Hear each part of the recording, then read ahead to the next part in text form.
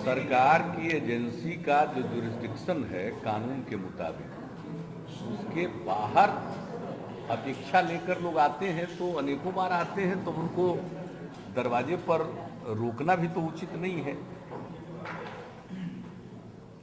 लेकिन जमीन संबंधी विवाद में जो जिसको कहते हैं सिविल डिस्प्यूट है, तो उसमें तो एग्जीक्यूटिव का, कार्यपालिका का कोई जुरिस्डिक्शन नहीं है। तो ज़्यादातर वैसे ही लोग आते थे, किसी किसी को कहते हैं हंस करके तब आते काहे उस तरह के मामले में। बाकी मामले में तो ज़्यादा आवेगा तो दुख का विषय है, स्टर्न एक्शन होता है।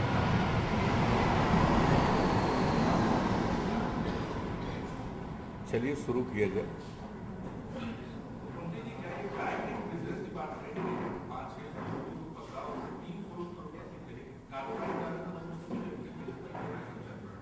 किससे?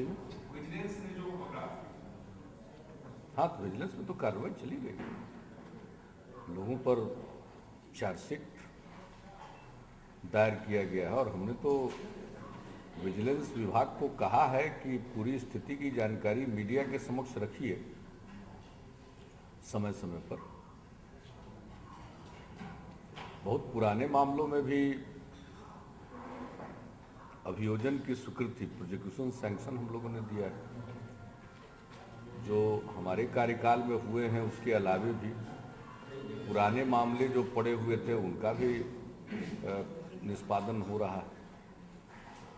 हाँ, लेकिन इसमें और ज़्यादा कोर्ट की ज़रूरत है, विजिलेंस कोर्ट की, क्योंकि जो मामले चले जाएंगे चार्जशीट के बाद, तो इतने मामले हैं कि उनकी सुनवाई करके, और राज्य सरकार का ये विचार है, और इसके लिए हम लोगों ने, आपको याद होगा कि जब माननीय सर्वोच्च न्यायालय के मुख्य न्यायाधीश आए हुए थे, तब भी हमने इस प्रश्न को रखा था कि अधिक से अधिक करप्शन के मामलों का तेजी से ट्रायल होना चाहिए, ताकि जब सज़ा मिलेगी तो उसका ज़्यादा असर पड़ेगा। और दूसरी चीज़ है कि जो हम लोगों ने कानून बनाया है उस पर अगर केंद्र की सहमति मिल जाती है तो उस विधेयक के अंतर्गत एक समय सीमा के अंदर ट्रायल पूरा हो जाएगा, और चार्जशीट होने के बाद अदालत की इजाज़त लेकर वैसे मामलों में संपत्ति भी जब्त की जा सकती है। जो काली कमाई है उसको जब्त किया जा सकता है, और ये नहीं कि सरकार अपनी मर्जी से, सरकार को ये महसूस होगा तो उस विशेष न्यायालय विधेयक में ही इस बात का उल्लेख है कि वो जो जुडिशियल अफसर होंगे उनके सामने उस मामले को ले जाया जाएगा और उनसे इजाज़त मिलने के बाद संपत्ति जब्त की जाएगी। और अगर मान लीजिए कि किसी पर चार्जशीट हुआ और संपत्ति जब्त की गई और बाद में उनके खिलाफ मामला सिद्ध नहीं हुआ और वे निर्दोष साबित होते हैं, वैसी स्थिति में उनकी संपत्ति को लौटाने का भी प्रावधान है उसमें। तो हर प्रकार का चेक एंड बैलेंस भी है, और किसी के साथ अन्याय न हो इसका भी ख्याल रखते हुए कानून बनाया गया है।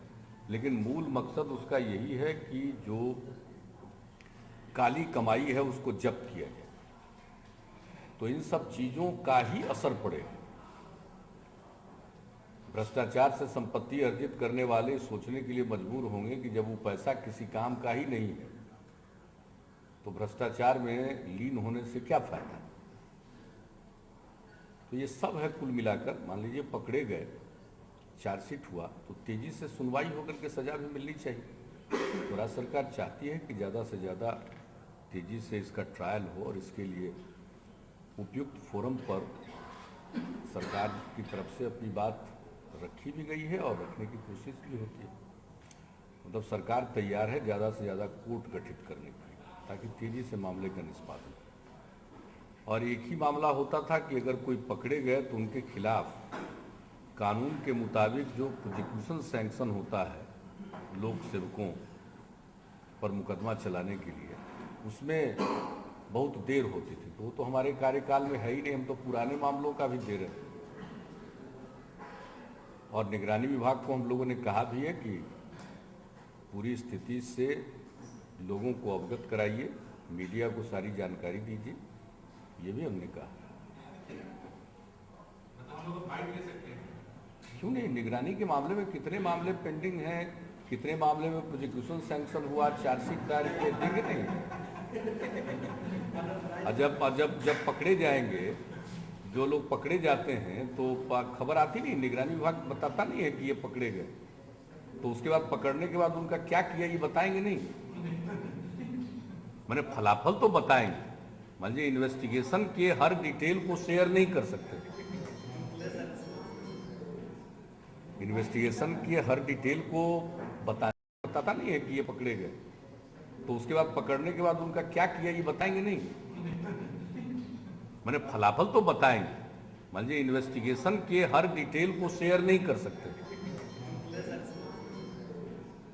इन्वेस्टिगेशन की हर डिटेल को बताने की उनकी बाध्यता है भी नहीं और होनी भी नहीं चाहिए। तो इन्वेस्टिगेशन है, वो तो एक कानून के अंतर्गत वो इस काम को करते हैं, कोई हस्तक्षेप नहीं करता, सरकार भी हस्तक्षेप नहीं करती। लेकिन इतना तो तय है कि जो पकड़े गए, और खास करके ट्रैप केस से भाई रंगे हाथों घूस लेते हुए आप पकड़े गए, तो जैसे आर्म्स एक्ट में जल्दी से ट्रायल संभव होता है क्योंकि उसमें कुछ सरकारी गवाह ही होते हैं, उसी प्रकार से ट्रैप केसेस तो ये मामला ऐसा है कि ट्रैप केसेज का डिस्पोजल जल्दी हो सकता है। तो इन सारी चीज़ों पर मैंने कहा भी है और मुख्य सचिव को हमने कहा है कि पूरे निगरानी के जितने मामले पेंडिंग हैं, कितने मामले अब और बचे हैं, ये सब भी कहा उनको इसकी समीक्षा करने के लिए।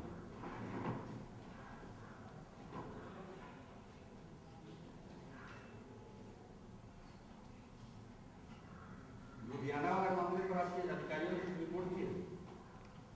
नहीं, लुधियाना के मामले में तो जैसा आपको मालूम है कि घटना जिस दिन हुई है उस दिन हमने पंजाब के माननीय मुख्यमंत्री आदरणीय प्रकाश सिंह बादल जी से भी बातचीत की और उनसे अनुरोध किया कि कोई रिटेलिएटरी कार्रवाई नहीं होनी चाहिए और वो लोग असुरक्षित महसूस कर रहे हैं और जो बिहार के प्रवासी मजदूर हैं उनकी तरफ से अनेक तरह से हमारे यहाँ और दूसरे अधिकारियों के यहाँ, मंत्रियों के यहाँ वो संपर्क साध रहे, तो असुरक्षित महसूस कर रहे हैं, उनको सुरक्षा मिलनी चाहिए।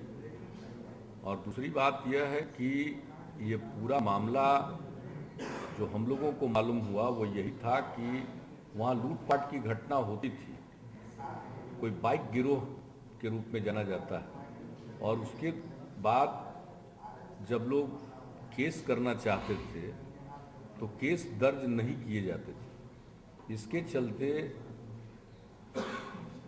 लोगों का आक्रोश प्रकट हुआ। फिर स्थानीय लोगों ने भी और दूसरे लोगों ने पुलिस की मौजूदगी में किस तरह से ऐसे प्रवासी बिहारी और दूसरे मजदूरों के साथ जो व्यवहार हुआ वो तो मीडिया ने उनकी तस्वीरें जारी की, प्रकाशित की।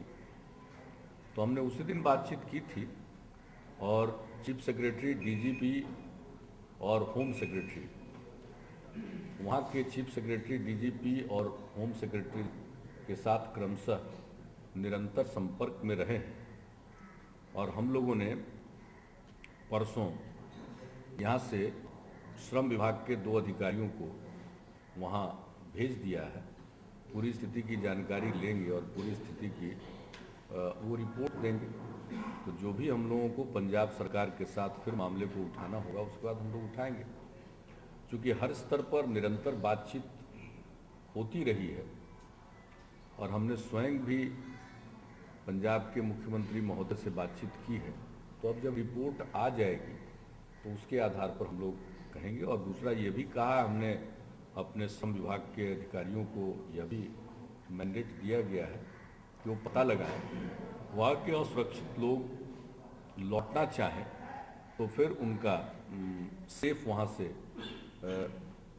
निकलवाने में पंजाब सरकार की मदद लें और वो सबको जो आना चाहते हैं वो यहाँ आवे। और बाकी क्या हुआ है पूरी घटना की जानकारी लेकर जिस स्तर पर भी फिर उस मामले को उठाना होगा हम लोग उठाएंगे। लेकिन ये सब मामला दुखद है। हमने तो लोगों से शांति बनाए रखने की अपील की है, लेकिन हम लोग इतना ज़रूर एक्सपेक्ट करते हैं कि भाई पूरा हिंदुस्तान सभी हिंदुस्तानियों के लिए है, और अगर कहीं कोई आपराधिक घटना घटती है और पुलिस मामले को दर्ज नहीं करती है तो ये तो बहुत ही गलत बात है और गैरकानूनी बात हो रही। तो दर्ज होना चाहिए। अगर हम लोगों के यहाँ शिकायत मिलती है कि ये मामला दर्ज नहीं हुआ तो यहाँ पुलिस मुख्यालय से लेकर क्षेत्र के वरिष्ठ अधिकारियों के द्वारा तुरंत कार्रवाई की जाती है। और आप लोग इस बात के गवाह हैं कि कतिपय मामलों में हम लोगों ने अपने जनता के दरबार में मुख्यमंत्री कार्यक्रम के दौरान ही एफआईआर तक दर्ज करवाया। तो एफआईआर तो दर्ज होनी ही चाहिए।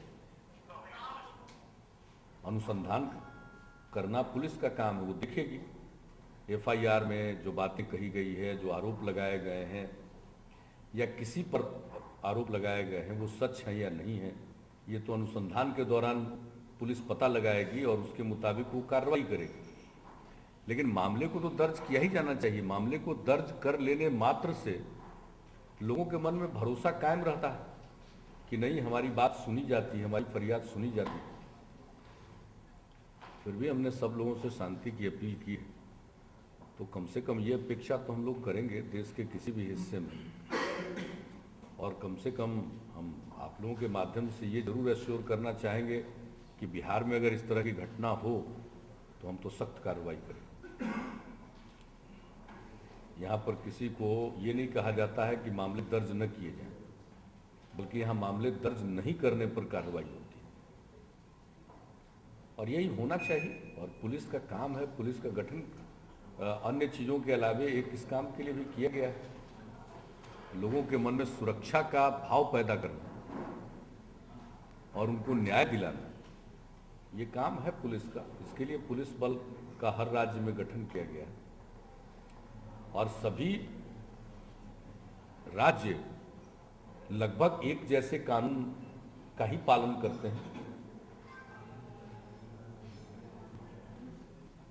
शत्रुघ्न सिन्हा ने हाल फिलहाल में कहा है कि आपसे वो प्रचार करते हैं, उसका जवाब नहीं देता और न ही आप उनको अपॉइंटमेंट देते हैं मिलने के लिए। अब इस सब विषय के लिए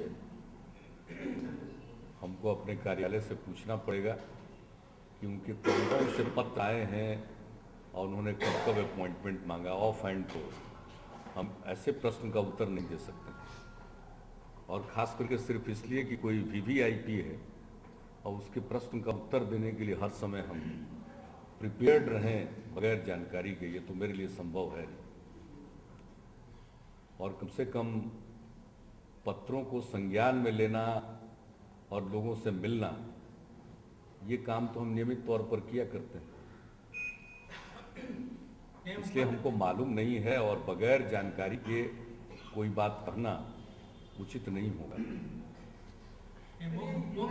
वैसे अगर आपको उन्होंने कहा है तो आप ही से अगर हमको डिटेल मिल जाए तो बड़ा अच्छा हो। मुख्यमंत्री जी शत्रुघ्न सिन्हा का शिक्षा मिलते भी है कि गठबंधन छोड़ने के मूड में, ताकि उनका तो कांग्रेस से चल रहा है। नहीं, बाकी ये जो चीज़ पर हमारी कोई प्रतिक्रिया नहीं है। मुख्यमंत्री जी ये जो यूनिवर्सिटीज और एचआरडी डिपार्टमेंट में जो क्लैश चल रहा है आजकल, एक उस पर आप क्या आपने नहीं, देखिए यूनिवर्सिटी के हालात के बारे में मेरे पास एक फाइल के माध्यम से, जो कि शिक्षा विभाग ने मुख्य सचिव के माध्यम से मेरे पास कुछ जानकारी भेजी थी। मैंने उसमें यही निर्देश दिया है कि पूरी स्थिति से माननीय कुलाधिपति महोदय को अवगत कराएं, और हमने कहा कि माननीय मंत्री मानव संसाधन विकास विभाग और मानव संसाधन विकास विभाग के प्रधान सचिव मिलकर जो जानकारी संचिका में मुझे दे रहे हैं वो सारी जानकारी माननीय कुलाधिपति महोदय को भी दे दें। हाल के दिनों में सर आपके सरकार को मुस्लिम तुष्टीकरण का आरोप रहा है। पिछले दिनों भी जोड़िया हम तो सबका ख्याल रखते हैं और सबको लेकर चलते हैं। सरकार सबकी होती है, चाहे हिंदू हो, मुसलमान हो, सिख हो, ईसाई हो, जैन हो, पारसी हो, बौद्ध धर्मावलंबी हो, किसी भी धर्म को मानने वाले हों, सभी धर्मावलंबियों के लिए सरकार है, हर नागरिक के लिए सरकार है। तो हम तो सबका काम करेंगे। हर आदमी पहले नागरिक है और अलग अलग समूहों की, सामाजिक समूहों की अलग अलग समस्याएं भी होती हैं। कुछ तो एक जैसी समस्याएं हैं, कुछ ऐसी समस्याएं हैं जिस पर विशेष पहल करने की जरूरत है। जहाँ तक अल्पसंख्यक समुदाय और खासकर मुस्लिम अल्पसंख्यक समुदाय का प्रश्न है, उनकी कुछ विशेष समस्याएं हैं, उनके समाधान के लिए हम विशेष कार्यक्रम चलाते हैं और यह हम अपने कर्तव्य का निर्वहन करते हैं। हम किसी समुदाय का तुष्टीकरण या उन पर कृपा नहीं करते हैं। अगर ऐसा हम नहीं करेंगे, इसका मतलब हम अपने राजधर्म का पालन नहीं कर रहे हैं। तो ये तो हमारा दायित्व है। सरकार सबों की है, सरकार चुनी जाती है बहुमत से, लेकिन सरकार जब गठित हो जाती है तो सबों की सरकार होती है और हमारा कर्तव्य है, हम अपने कर्तव्य का निर्वहन करते हैं। और इस कर्तव्य का निर्वहन करने के लिए अलग अलग अतिवादी विचार के लोग अगर कोई आरोप लगाते हैं तो मैं उस पर ध्यान नहीं देता हूँ, मैं अपना काम करता हूँ।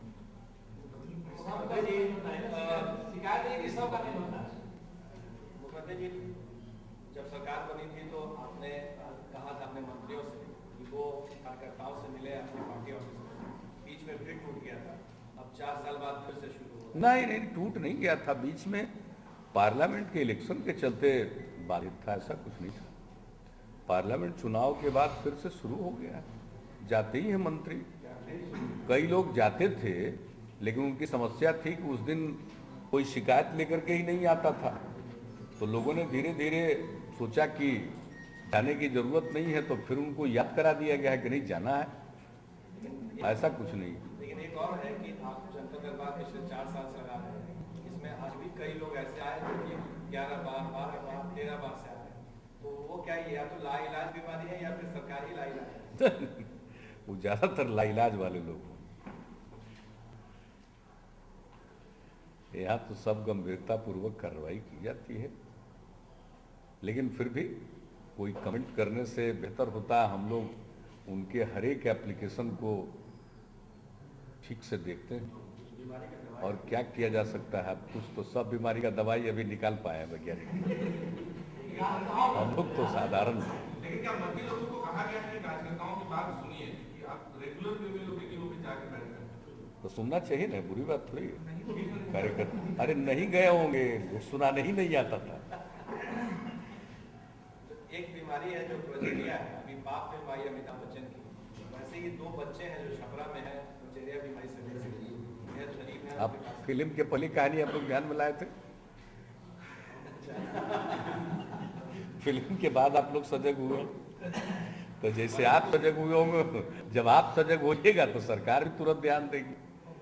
देखिए, बिना मीडिया के कोई सरकार नहीं चल सकती। मीडिया का काम ही है उजागर करना चाहिए। आप खुद भी करते हैं काम, लेकिन बहुत सारी ऐसी बातें हैं जो मीडिया ही उजागर करती है। कहा भी गया है कि जहां न पहुंचे रवि वहां पहुंचे कवि। कवि का मतलब पत्रकार, मतलब सूर्य की रोशनी भी जहां नहीं पहुंच पाती है वहां भी पत्रकार पहुंचते हैं। मान्यता तो ये है।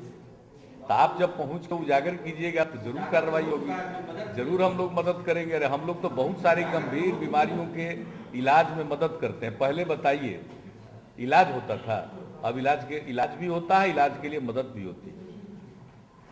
दिल्ली भी भेजना है, किसी और भी अस्पताल में भेजना, उसके लिए मदद होती है। और अब आप पता कर लीजिए, दिल्ली में लोग इलाज के लिए सीधे पैसा वहाँ प्राप्त कर सकें, इसके लिए हम लोगों ने इतना सरलीकरण किया। और रेजिडेंट कमिश्नर के ऑफिस में दरखास्त देने के 15 दिन 20 दिन के अंदर उनको पैसा मिलता है, क्योंकि पता तो लगाना पड़ता है ना कि उन्होंने जो आवासीय प्रमाण पत्र दिया वो सही है या नहीं। और 1 लाख रुपये सालाना आमदनी तक वालों को सहायता दी जाती है, तो जो आय प्रमाण पत्र है वो सही है या नहीं। 2 चीज को वेरीफाई करने के लिए ज़्यादा समय नहीं लिया जाता है, 15 दिन 20 दिन के अंदर वेरीफाई करके पैसा अस्पतालों को भेजा जाता है। तो बहुत कुछ किया जा रहा है, लेकिन इसका मतलब है कि सब कुछ कर दिया गया है, ऐसा दावा तो करना ही नहीं चाहिए। जो चीज़ छूटी रहेगी उसको हम लोग करेंगे। अगर पहले किया जाता रहा तो हम लोगों को करने की जरूरत क्यों पड़ती? तो हम लोगों ने करना शुरू किया तो पता चलता है कि ये छूटा हुआ तो उसको भी करते हैं। तो इसमें तो आप बताइएगा तो तुरंत करते हैं। अब फिल्म बन गई तो देखिए सबका ध्यान चला गया उसमें, बड़ा अच्छा काम किया है। मुख्यमंत्री जी, केंद्र सरकार एक बिल लाने जा रही है दंगा से संबंधित कि अगर कहीं भी ऑल ओवर इंडिया में कहीं भी दंगा होता है उसके बाद वहाँ पे केंद्र सरकार का वो हो जाएगा, कमांड चलेगा वहाँ पे, इवन मिलिट्री डिप्लॉयमेंट हो या कोई भी काम हो दंगा से संबंधित। देखिए, यह एक जटिल प्रश्न है। कुछ मामलों में ये ठीक भी है, कुछ मामलों में बहुत सारे इसमें आपत्तिजनक बात भी हो सकती है। अगर कहीं कोई कठिन स्थिति उत्पन्न हो जाए तो उसमें तत्काल मदद की जरूरत है। रैपिड एक्शन फोर्स चाहिए और ज़्यादा सेंट्रल फोर्स चाहिए तो तुरंत मिलना चाहिए। तो वो अगर दे सरकार तो बहुत अच्छी बात है। अपने हाथ में लेना चाहती है तो क्या राज्य सरकारें अक्षम हैं? आज़ादी के इतने सालों के बाद क्या केंद्र आज इस नतीजे पर पहुंचा है कि राज्य सरकारें अक्षम हैं? तो जो आजकल केंद्र में हैं, 50 साल यही लोग रहे हैं केंद्र में, तो पहले ये बुद्धि क्यों नहीं आई? तो एक नतीजा ये भी निकाला जा सकता है कि अब केंद्र और राज्यों में अलग अलग सरकारें होती हैं। तो ये प्रश्न थोड़ा जटिल है। कुछ चीज़ों के लिए अगर आवश्यकता पड़े तो केंद्र की तुरंत सहायता मिले, ये बात ठीक है, मिलनी चाहिए। सबको मिलकर अपना काम करना चाहिए, लेकिन केंद्र को खुद ही हर चीज में कूद जाना चाहिए, ये कोई बहुत अच्छी प्रवृत्ति नहीं है। ये धीरे धीरे हम संघीय ढांचे से हम चले जाएंगे, सिर्फ एक तरह से कहिए कि यूनिटरी फॉर्म में हम चले जाएंगे। ये भी देखना चाहिए। राज्य भी जिम्मेवार हैं, वो भी संविधान से बंधे हुए हैं। हमारे यहाँ तो 4 साल से एक दंगा नहीं हुआ। हमको तो केंद्र से कोई मदद मिली भी नहीं है और हम लोग यूं ही सजग हैं। हमने डीएम और एसपी को जवाबदेह बनाया। घटना के तुरंत कोई भी विवाद की संभावना होती है तो हस्तक्षेप की। घटना घटने के बाद तो फिर सबको मालूम है कि कर्फ्यू, गोली यही शुरू होता है। घटने ही मत दीजिए, सजग रहिए। और उसे भी एक स्टेज आगे सोचना चाहिए कि विवादों के जो कारण हैं उनको समाप्त कीजिए। जैसे हमने एक मुश्त कब्रिस्तानों की घेराबंदी का काम शुरू किया। वह विवादित होता है, कई जगहों पर कब्रिस्तान के ऊपर कब्जा लोग कर लेते हैं, दबंग लोग, तो उनको प्रोटेक्ट करना। तो ये सारा काम जो हम लोग कर रहे हैं उसका परिणाम है कि लोगों के मन में विश्वास जगा है सरकार के प्रति। अगर कोई विवाद होता तत्काल सूचना मिलती है, प्रशासनिक अधिकारी वहां पहुंचता है, सामाजिक स्तर पर भी पहल शुरू हो जाती है और समाज में शांति है। मतलब इस तरह का बिल लाके दंगा को रोकना तो सरकारों का पहला दायित्व है। समाज में शांति रहनी चाहिए। हम तो धर्मनिरपेक्ष राज्य हैं और हर नागरिक को समान अधिकार है और सम्मान के साथ जीने का अधिकार है। तो सुरक्षा तो उनको प्रदान की जानी चाहिए और कहीं भी कोई विवाद हो तो तत्काल एहतियाती कार्रवाई होनी चाहिए और सब कुछ करना चाहिए। बाकी पूरा बिल जब आएगा तो पार्लियामेंट भी डिबेट करेगा। पार्लियामेंट के दोनों सदनों में सभी पार्टियों के लोग हैं, उसको देख करके उसका जो अच्छा पक्ष होगा उसका समर्थन होगा और जो खतरनाक पक्ष होगा उसके बारे में अपना विरोध लोग प्रकट करेंगे। तो अभी तो बिल आया है, अभी तो इस पर चर्चा होगी। लेकिन अब एक प्रवृत्ति केंद्र की देखते हैं, हम सिर्फ इस मामले में नहीं कह रहे, अन्य मामलों में भी देखिए तो केंद्र अधिक से अधिक राज्यों में अब सीधे राज्य सरकार को बाईपास करके भी वो आगे जाने की उनकी प्रवृत्ति पैदा हुई। तो ये उचित नहीं है। देश को चलाना है, इतने बड़े देश को, बहुभाषी, बहुधर्मी, विविध संस्कृतियों वाला, वेशभूषा अलग अलग, इसको चलाने के लिए कोई ही हमारे संविधान निर्माताओं ने देश के लिए फेडरल ढांचा ही रखा। अब बार बार सेंट्रली स्पॉन्सर्ड स्कीम के बारे में चर्चा होती है कि इसकी संख्या कम की जाए, लेकिन हम देख रहे हैं कि यूपीए सरकार उसकी संख्या बढ़ाती रहती है। अब उसका नतीजा क्या होता है कि राज्यों की अपनी जो समस्याएं हैं उसके समाधान के लिए अपनी योजना जो चलाना चाहते हैं तो उसके लिए जो पैसा मिलना चाहिए वो नहीं मिल पाता। वित्त आयोग का गठन इसलिए होता है, संविधान में व्यवस्था है कि जो भी सेंट्रल गवर्नमेंट टैक्स वसूलती है उसका केंद्र और राज्यों में बंटवारा होगा। तो केंद्र प्रायोजित योजनाओं के लिए धन अपना काट करके बचेगा, वो बांटने के लिए छोड़ते। तो इससे तो धीरे धीरे राज्य कमजोर होंगे, राज्य का जो एक कहिए कि दायरा है वो संकुचित होगा। हमारी अपनी समस्या है। अब बताइए, हमारे यहाँ तो बिजली नहीं, तो ना कोयला का लिंक देते हैं, साथ साथ पानी की समस्या खड़ी कर देंगे। हमारी समस्या फ्लड की है। नेपाल के साथ बातचीत करके उसके बचाव का उपाय नहीं अब तक हुआ। कोसी का बांध बन गया, उसके रखरखाव के लिए पिछले वर्षों में उस तरह से ध्यान नहीं दिया गया। बांध के अलावे जो काम होना था वो नहीं हुआ। तो देखिए ना, हमारी तो बहुत समस्याएं हैं। हमारे यहाँ गरीबी ज्यादा है, हमारे यहाँ बुनियादी ढांचा की कमी है, सड़क की कमी है, हमको चाहिए बहुत संख्या में पुल। तो आखिर इन समस्याओं के समाधान के लिए तो हम अपनी राज्य योजना चलाते हैं, उसके लिए तो हमको धन चाहिए। यह भी आपने चर्चा कर दी बीमारी के इलाज का, तो हम लोग जो सहायता करते हैं गरीब लोगों को असाध्य रोगों में मदद के लिए, तो उसके लिए तो पैसा चाहिए ना हम लोगों को। ये हमारी अपनी समस्या है। हमारे यहाँ हाई स्कूल की कमी, तो हम हाई स्कूल खोलेंगे ना, तो हाई स्कूल खोलने के लिए हमारे पास साधन होना चाहिए। तो अगर पैसा में से केंद्र की योजनाओं के लिए काट लीजिएगा और बाकी बांटिएगा तो धीरे धीरे किटी तो कमता जा रहा है ना। केंद्र की टैक्सेस से आमदनी बढ़ती जा रही है, क्योंकि आर्थिक गतिविधियां बढ़ी कालांतर में, लेकिन प्रतिशत के हिसाब से देखिए तो वो घटता जा रहा है। अब पिछले फाइनेंस कमीशन का रिकमेंडेशन है कि राज्यों को 29.5% मिलेगा, और अगर सही मायने में देखने जाइए तो 25-26% भी मुश्किल से नहीं मिला। तो कई तरह की बातें हैं। अब तो देख रहे हैं केंद्र अपना दायरा बढ़ा रहा, तो धीरे धीरे ये भी बहस होगी, तो फिर राज्यों की जरूरत क्या है? एक ही सरकार रहे, क्या आवश्यकता है? क्रेडिट लेने के लिए केंद्र सरकार और डिस्क्रेडिट लेने के लिए, आलोचना झेलने के लिए राज्यों में सरकार चले। तो खैर चलिए, ये तो जब जब कांग्रेस पार्टी के हाथ में सत्ता आती है केंद्र में, उनकी ये प्रवृत्ति होती है कि वो फेडरल ढांचा को कमजोर करे।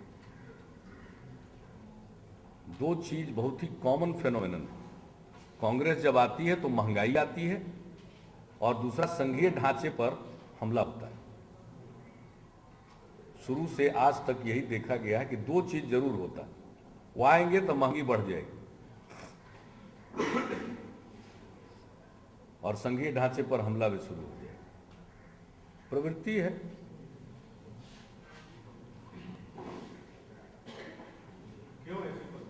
अब क्यों ऐसी प्रवृत्ति? इसलिए तो नाश हुए ना। केंद्र से लेकर राज्यों तक उनका एकाधिकार था, राज्य से गए फिर केंद्र से भी जाने लगे, और अभी कांग्रेस पार्टी को खुद का बहुमत तो है नहीं, लेकिन प्रवृत्ति है।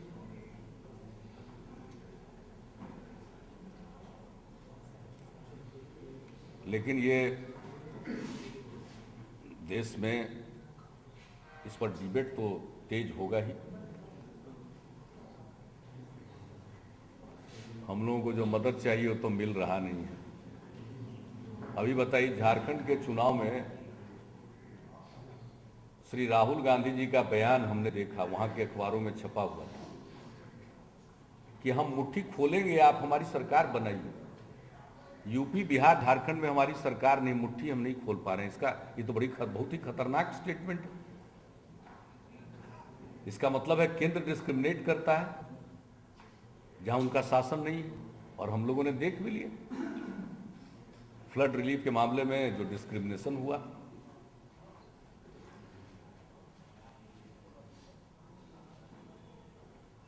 ये तो बहुत ही